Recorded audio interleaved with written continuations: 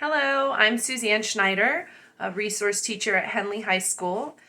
Today I wanted to chat with you a little bit if you might be new to the special education setting as a parent or guardian of a student who is either going through the process of eligibility or perhaps has already been found eligible and you just want to know kind of what's next and what this world of special ed is all about.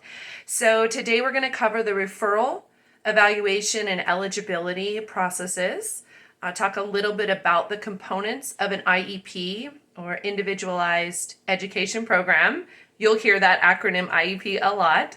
And then talk about the roles of your student and you as their parent or guardian in the IEP process and in their education.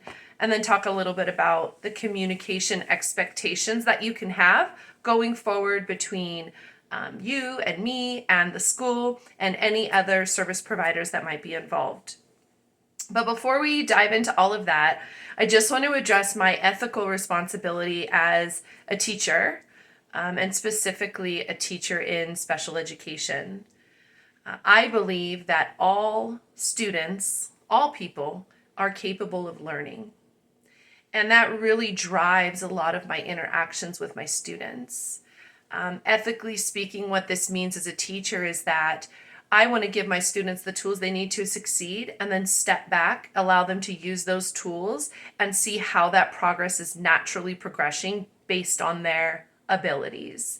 So I'm not doing work for students. I'm not giving answers. What I am doing is equipping students and giving them tools and then accurately monitoring their progress with data.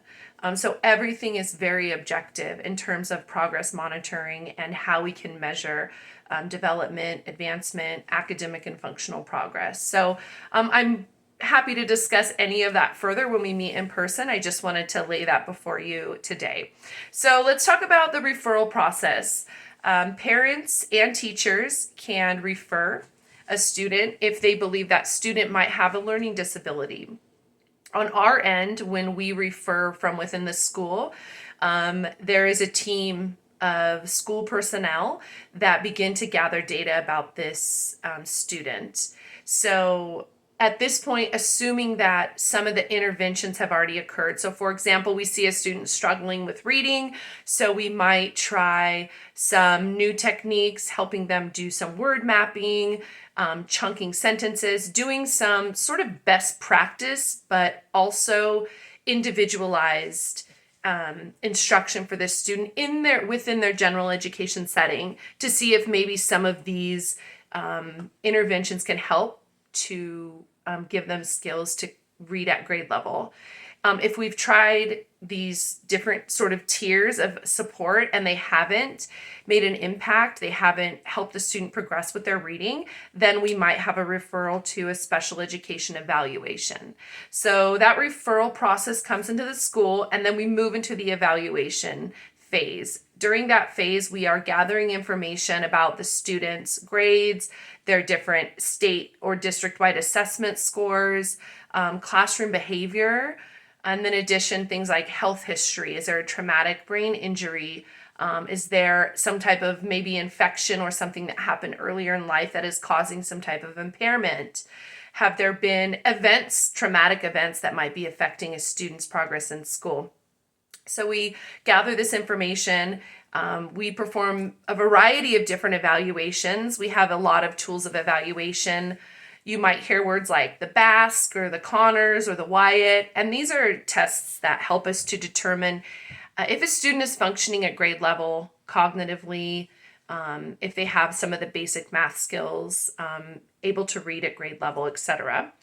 Once we've completed evaluation, we determine eligibility. So there are 14 eligibility categories identified by IDEA, which is the Individuals with Disabilities in Education Act, another acronym you'll hear.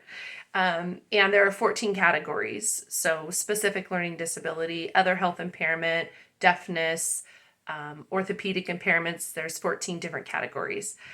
Eligibility is determined. It's yes or no. You are eligible or you aren't, and you're eligible under this category. So once that happens, the first IEP must be completed within 30 days of eligibility being determined. There are lots of components to an IEP. We could have an entire meeting about what an IEP is. It is exactly what that acronym stands for. It's an individualized education program. So it includes annual goals for the student that are measurable and hopefully attainable. It includes all of their present levels. So what are their grades? What are their scores? What's happening in their classes? It includes information about assessments, district-wide and statewide assessments. It has potentially, and for our students, because we're in high school, has some transition planning elements. So what are their plans after they graduate high school? We have all of the services they need. Some of those services might be they need extended time to work on assignments. They need to have assignments shortened, and potentially modifications such as different information given on the test, open note tests, changing the curriculum in some way. And then we talk about placement. So at our meetings, typically we'll say, what should be the placement? Should they be in regular education all the time with no special education services?